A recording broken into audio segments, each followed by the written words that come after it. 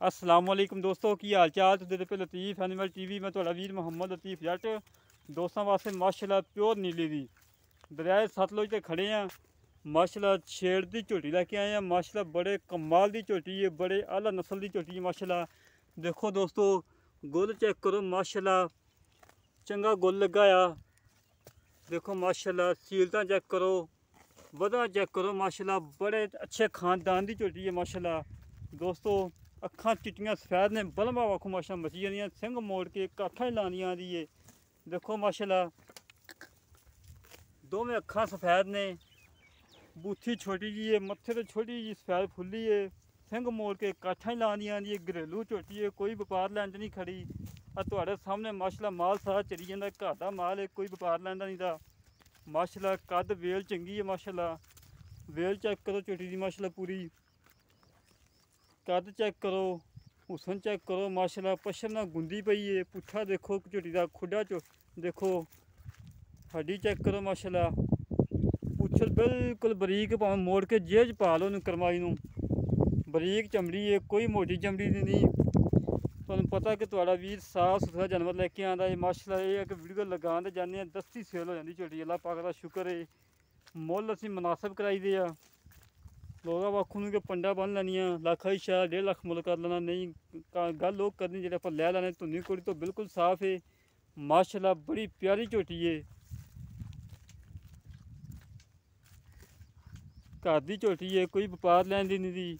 चंगी नस्ल जात दी है, प्योर नीली दी है। जिन्ने मावां भैनां ने भरा ने सारियां चिट्टियां अखां ने, सिंग मोड़ के सारियां माशा काठा लाई खड़ियां ने। जिन्ने इत्थे माशा माल खड़ा है, घर का माल है, कोई व्यापार लैंदा नहीं था। मालकां दे कोल 20 तो 25 दिन हो गए नवीं होई नूं। रवे ना रवे तुहाडे मुकद्दर ने झोटा माशाल्लाह विच फिरदा है। और सामने झोटा माशाल्लाह फिरदा है दोस्तों।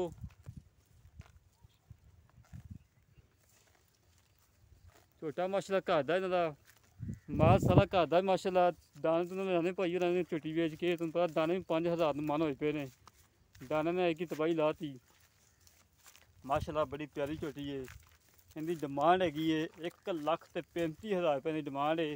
इनके 19-20 प्याह मुहब्बत भी करवा लांगे। माशाल्लाह बड़ी साफ सुथरी झोटी है, कोई नुक्स नहीं, कोई ऐब नहीं। नवीं भी हुई है, 20 तो 25 दिन हो गए मालकां दे कहण कि बाहर ही फिरदी सी। वाहन दे विच नवीं हुई है झोटे कोलों, घर का झोटा है। माशाल्लाह वेखो कितनी प्यारी झोटी है। माशाल्लाह जेह्ड़े वीर दे पसंद आवे साढ़े नाल राबता करे। 0308 65 30 668, 0308 65 30 668 कॉल नंबर है, व्हाट्सअप नंबर है। माशा तोन देखो कितनी लंबी है, छोटी जी बूथी है, सिंग मोड़ के माशाल्लाह काठें लानियां दी है। खीरी कदों दी है पता नहीं, देखी नहीं जे खीरी होगी जो चौंकी दा। माशाल्लाह दोस्तों चेक करो, मुँह फड़ा ले, मुँह से दोस्तों खीरी है। दोस्तों चेक करो खीरी झोटी, माशाल्लाह खीरी झोटी हो के नवीं होगी। माशाल्लाह अच्छी नस्ल जात दी है। इंशाल्लाह उम्मीद करांगा कि वीडियो लगदी मेरे दोस्त मंगेंगे कि लतीफ़ भाई सानू झोटी लै दे। 1,35,000 रुपये डिमांड है। इन्हें 19-20 प्याह मुहब्बत करवा लांगे इंशाल्लाह। बड़ी साफ सुथरी झोटी है, चंगी नस्ल जात दी है, प्योर नीली है। दरियाए सतलुज ते खड़े हैं, तकरीबन 1 किलोमीटर पिछे आर फाले तो 30 किलोमीटर करके गए हैं दोस्तों की खिदमत वास्ते कि दोस्तों को जानवर अच्छा दईए, लभ के दईए, बाहर फिर के दईए। माशाल्लाह प्योर नीली दी है, कोई रावी नहीं हैगी। जेह्ड़े वीर पसंद आवे साढ़े नाल राबता करे। 0308 65 30 668 एक कॉल नंबर है, व्हाट्सअप नंबर है। इसी तरह मिलेंगे एक अगली नवी वीडियो ते। अपने वीर नूं इजाज़त। पाकिस्तान जिंदाबाद।